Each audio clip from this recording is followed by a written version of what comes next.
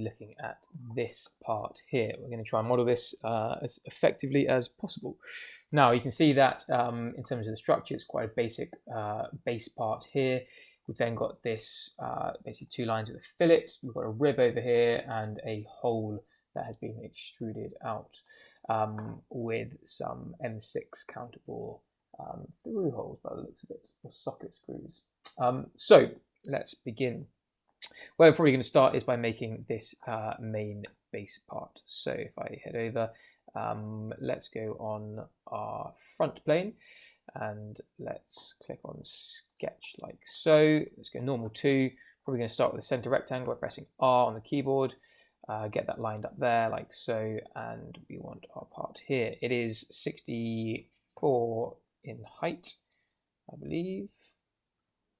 Let's see what we've got with dimension. 64 in height over here. It is 20 in depth and it is 96 wide. So that should be 96. That should be 64.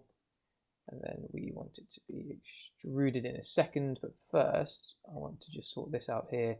And we're going to make this and our origin coincidence. So it's all lined up. Just sort that dimension out. Shift E to extrude it. And we said we wanted it to extrude out by 20 millimeters.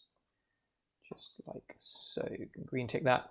And now that is a good starting position.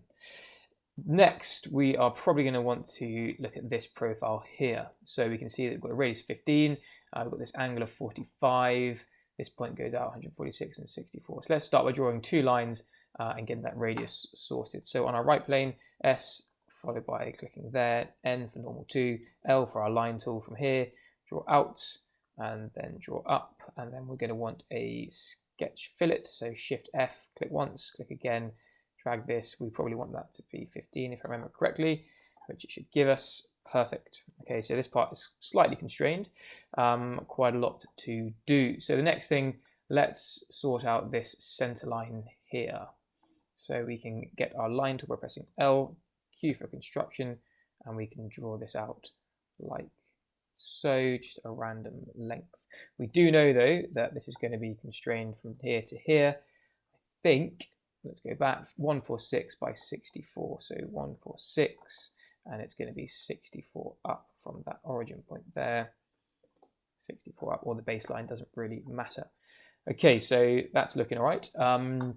We then have, what have we got? We know that from the center point to the center point of there, it's going to be 64, or we could go 32 plus 12 to give us the length of this line. So we can go from here to here is going to be 32 plus 12. So if you want to do it in your head, you can, or just cheat and use that like so. 44, that's looking a little bit funky. Hang on, we actually don't want that. We want that to be centralized along there.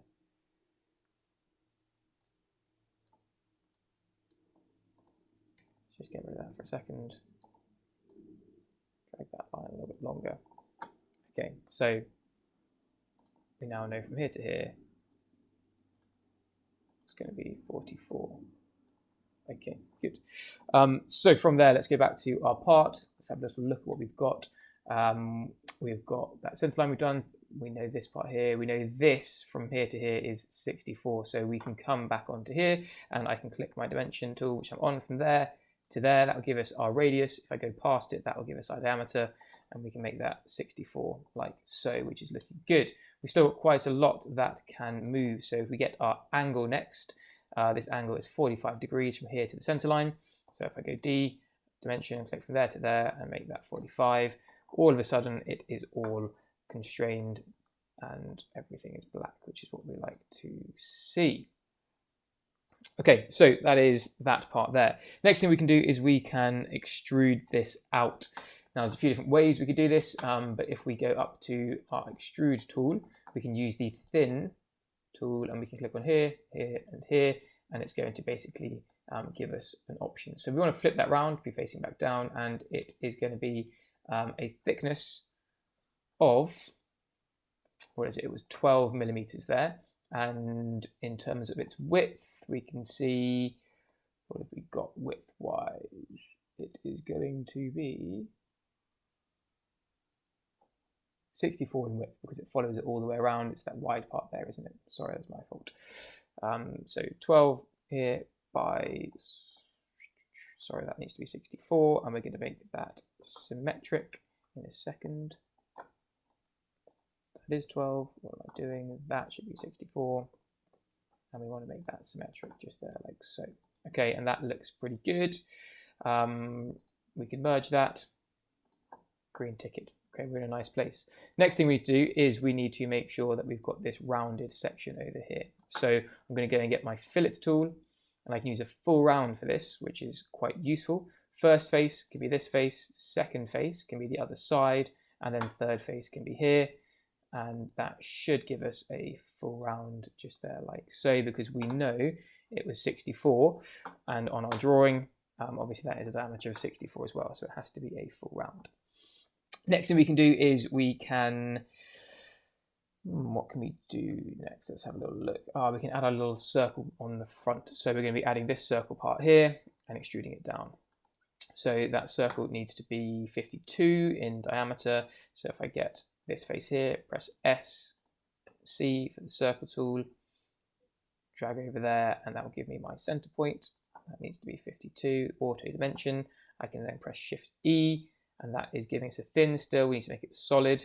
We need to make that part there, and it is extruded out. If I open up this part here, this original, not that one, sorry, the one below, sketch 2, we want to go up to this point. So we can change from blind up to vertex. I can click on that point there, and then I can green tick it. And I know that that part is now accurate because we had measured it out originally, as you can see with our, what was it, the 12 and the 32 we added for that center line. Okay, so we're in a pretty good place. Now, the next bit we could do is we could add the hole, but we might want to do this rib feature first. So the rib is an offset of 26 from our part down here. So we can add that 26 offset in now. So on this right plane, sketch, go normal 2. I want to be able to see this sketch here, but I can actually just click on this part. So O for offset, and I'm going to be offsetting this. I don't need that line actually. Opposite direction, 26, like so. That looks pretty good. I can green tick that. I also want a tangent line going from here down to here. So up on my arc, so I've got a tangent arc that I can click, and I can just drag it to a point. I can escape, press on this point here, press on that point there, and go coincident I, and it's giving us a nice section. Now there is a radius there. That radius is 55 millimeters. So I can click on my dimension tool, click here once, and I can type in 55, and that is now all black, fully constrained. This is blue, so if I drag that and then just snap it to that point, that is nice. So from here I can use my rib feature, which we don't often get to use. Green tick it, and then at the top is our rib. So click on there, and then it says sketch profiles, which is going to be this part, and this part. At the moment it doesn't like it because we need to select the part we're going to, which is going to be this section, and it fills it in. The width of that rib is, as you can see here, 12 millimeters, so we can change it to 12 millimeters like so, and that looks pretty good to us. Finally, we want to, well, not finally, now we want to add this circle in here. So I know there's a circle that cuts through. Click on this central section, grab C on the keyboard, go to the center part, drag out, check my dimension, which is 32, and it's going through all. So I can just type in 32 for the auto dimension, Shift E for extrude, remove it, flip the direction, and click through all.